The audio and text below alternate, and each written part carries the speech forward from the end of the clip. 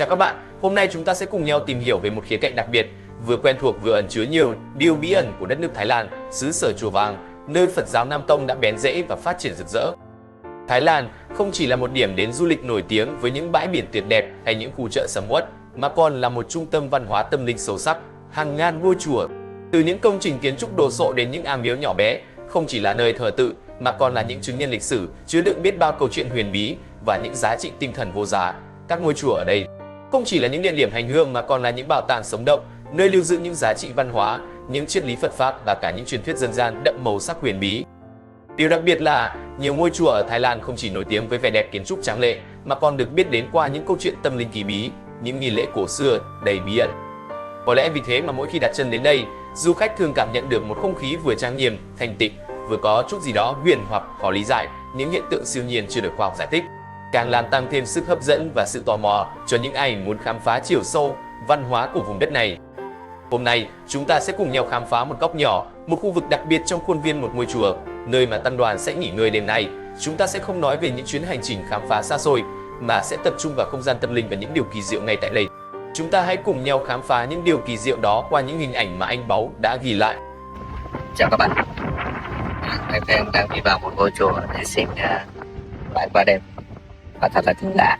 Từ cổng ngôi chùa này đến bên trong, trên chánh điện vẫn thờ Đức Thế Tôn, nhưng mà ở những khu vườn đây thì có những hình thù điêu khắc làm bằng bê tông rất là kỳ dị. Mời các bạn theo dõi. Đây, những hình thù như thế này. Và tôi là một người khá gan dạ, nhưng khi đi vào khu vực này với cái gió lạnh như thế này thì mình cũng cảm thấy gai người các bạn, và cái luồng khí ở đây rất là lạnh, hình thù rất là cổ quái. Nghĩ có lẽ đây là như là cái biểu tượng của 12 tầng địa ngục chắc. Chim bệnh, chó sâu xé cơ thể của một con người, vật chó trắng, hình thù rất là quái dị, ma quái. Ở đây là một khu vườn.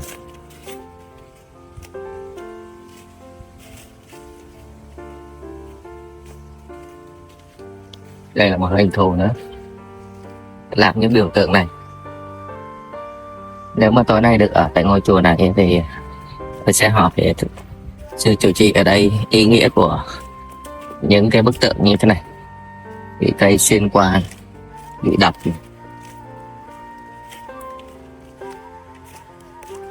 Những hình thù rất là kỳ dị. Anh Mai Khang đang đi tìm sư trụ trì để xem. Chùa rất là vắng các bạn, nhưng mà trong khuôn viên chùa này thì có những cái khu rừng khá là đẹp mà chúng tôi có thể ở lại đó được. Đây, tượng Đức Thế Tôn trên đây. Trong video, anh đã đưa chúng ta đến một khu vực của ngôi chùa, nơi có những bức tượng mang hình thù kỳ dị khác lạ. Những bức tượng này không giống với những tượng Phật quen thuộc mà chúng ta thường thấy, mà lại mang những nét quái dị, có phần rùng rợn. Dù là người gan dạ, anh Báu cũng không khỏi rùng mình khi đứng trước chúng. Anh cảm nhận được một luồng khí lạnh lẽo và sự kỳ bí bao trùm cả khu vực. Những bức tượng này không chỉ đơn thuần là những tác phẩm điêu khắc, mà có lẽ chúng còn mang trong mình những ý nghĩa biểu tượng sâu sắc liên quan đến giáo lý Phật giáo. Những hình thù kỳ quái đó có thể là những lời nhắc nhở về sự khổ đau trong cõi luân hồi, về những thử thách mà con người phải đối mặt trên con đường tìm đến sự giác ngộ.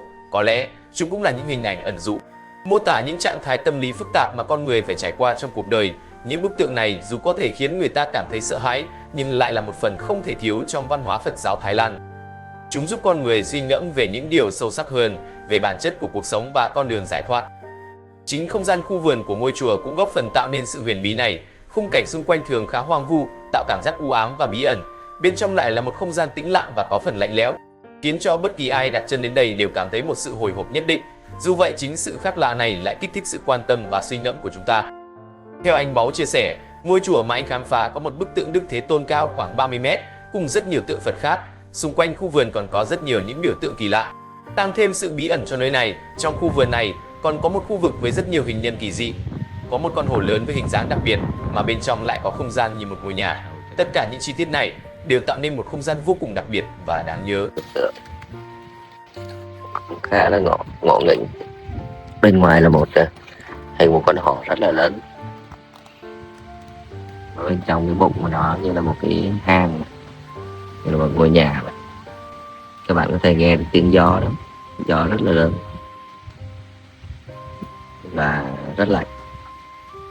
Đêm qua thì tôi đã bố trí cho đoàn được thầy ở trong một cái bụng của con hổ đó, nhưng mà thầy không chịu ngồi đó, thầy không chịu ở trong đó, thầy ra bên ngoài thì ngồi. Thế được thật vào sau cái việc của ngôi chùa.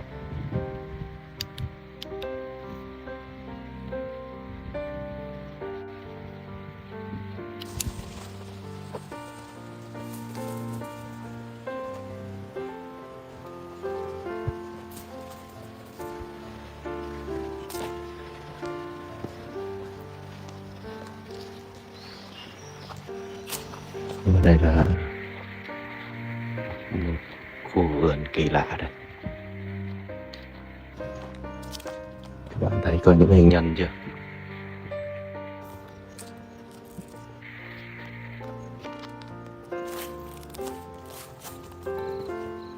Có những hình nhân rất là kỳ lạ.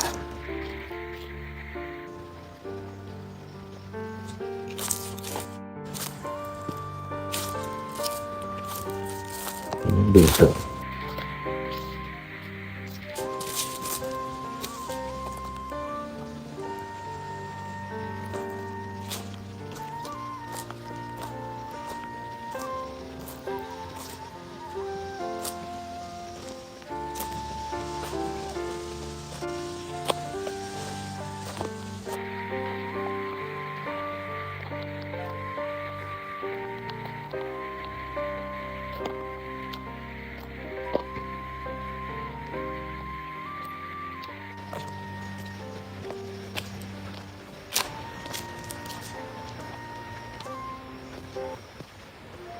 Những hình nhân kỳ dị và cả một khu vực này.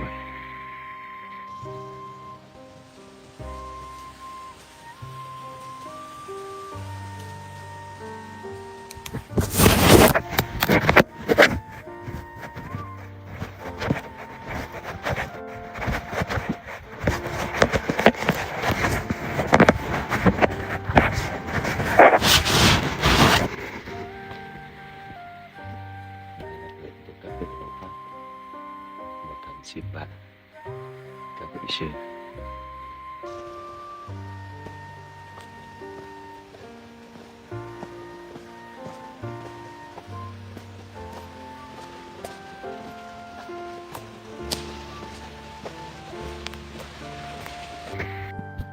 Con này không ai biết là hình thù gì nhưng mà thầy biết đấy các bạn.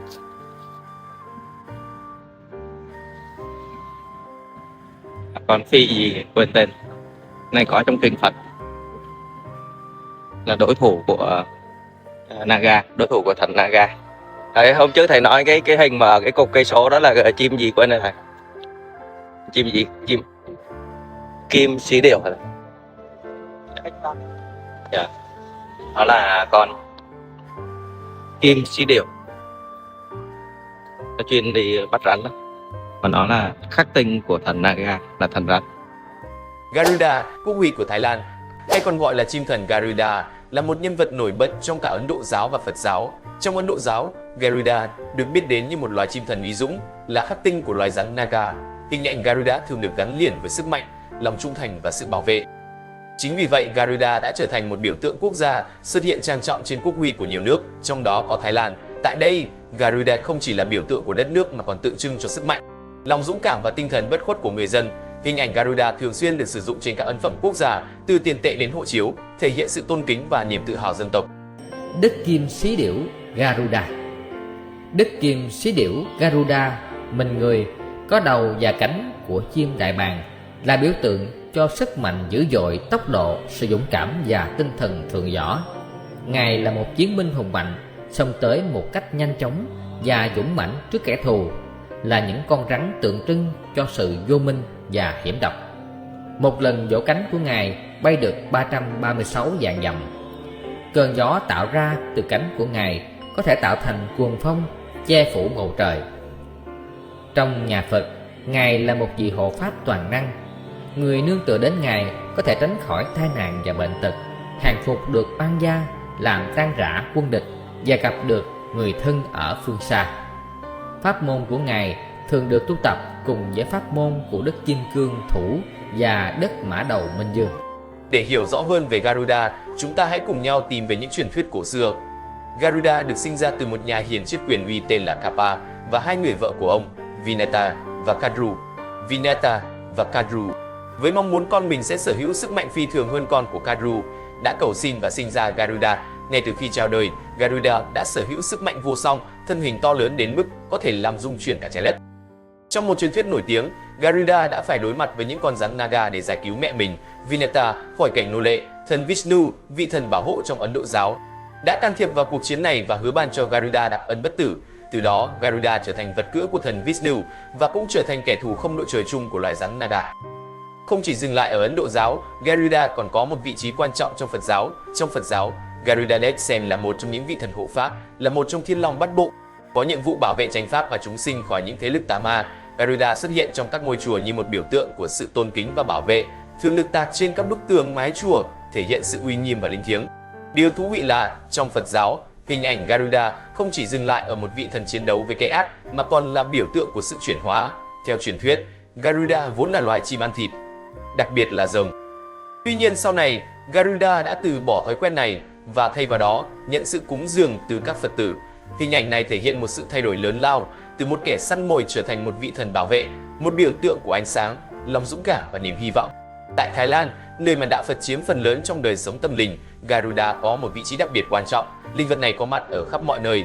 Từ các ngôi chùa linh thiêng đến các biểu tượng văn hóa trong đời sống hàng ngày, người dân Thái Lan tôn kính Garuda như một linh vật mạnh mẽ, biểu trưng cho sức mạnh, sự bảo vệ và lòng trung thành. Hình ảnh Garuda thường được tạc trên các bức tường lớn, mái chùa và các công trình kiến trúc khác, thể hiện sự tôn nghiêm và sự kính trọng của người dân đối với linh vật này. Với khoảng 90% dân số theo đạo Phật, hình tượng Garuda không chỉ là một biểu tượng quốc gia mà còn là một phần không thể thiếu trong tín ngưỡng của người dân Thái Lan. Garuda mang lại cho người dân niềm tin và hy vọng, giúp họ vượt qua những khó khăn trong cuộc sống. Linh vật này không chỉ là một biểu tượng mà còn là một nguồn cảm hứng, nhắc nhở mọi người về lòng dũng cảm, tinh thần bất khuất và sự kiên định trên con đường đi đến sự tốt đẹp. Như vậy, kim sĩ điểu Garuda không chỉ là một hình tượng nghệ thuật hay một biểu tượng văn hóa mà còn mang trong mình những giá trị tinh thần sâu sắc. Hình ảnh Garuda thể hiện sự bảo vệ, lòng trung thành, sức mạnh và sự chuyển hóa. Garuda không chỉ là một biểu tượng của riêng Thái Lan mà còn là một phần quan trọng trong văn hóa và tôn giáo của nhiều quốc gia, đặc biệt là những nước có truyền thống Phật giáo. Hy vọng rằng qua những chia sẻ hôm nay, chúng ta không chỉ hiểu rõ hơn về biểu tượng Garuda mà còn cảm nhận được những giá trị tinh thần tốt đẹp mà nó mang lại. Hãy để hình ảnh kim sĩ điểu Garuda luôn là nguồn cảm hứng cho chúng ta trên hành trình cuộc sống. Nếu các bạn thấy video này hữu ích, đừng quên nhấn nút like và chia sẻ cho mọi người cùng biết. Và quan trọng hơn, hãy đăng ký kênh để không bỏ lỡ những video thú vị tiếp theo về văn hóa và tâm linh nhé. Cảm ơn các bạn đã theo dõi.